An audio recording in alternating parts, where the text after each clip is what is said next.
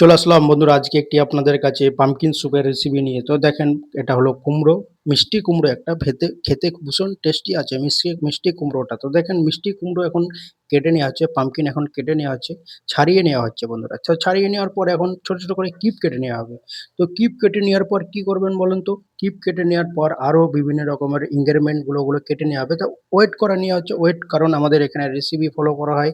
Recipe follow এখন কি কেটে নেওয়া হচ্ছে বন্ধুরা দেখুন লিক একটা এমন জিনিস অনিয়ন জাতীয় তারপরে কেটে নেওয়া হচ্ছে বন্ধুরা কি বলেন তো অনিয়ন কেটে নেওয়ার পর তারপরে কি হবে বলুন তো ওগুলো সব একসাথে মিক্স করে নেওয়া হবে। এখন কি কেটে নেওয়া হচ্ছে বলুন তো বন্ধুরা স্যালারি গার্লিক অনিয়ন সব কিছু কেটে নেওয়া হলো। তো এখন একটু ঢালা হলো ও বাটারের পর স্যালারি ঢালা হলো, গার্লিক ঢালা হলো, সেজ পাতা ঢালা হচ্ছে এখন বন্ধুরা। তো দেখেন সেজ এটা হলো সেজ পাতা, আপনারা তো চেনেন হয়তো সেজ পাতাটা ভীষণ টেস্টি একটা খাবার, স্যুপ এটা হলো স্যুপ আছে ভীষণ টেস্টি একটা। আর তো দেখেন ১ম এ এবার অনিয়ন ঢালা হচ্ছে, অনিয়ন ঢালা এগুলো সব একসাথে মিক্স করে নেওয়া হবে। মিক্স করে নেওয়ার পর বন্ধুরা কুমড়ো মিষ্টি কুমড়ো ঢালা হচ্ছে।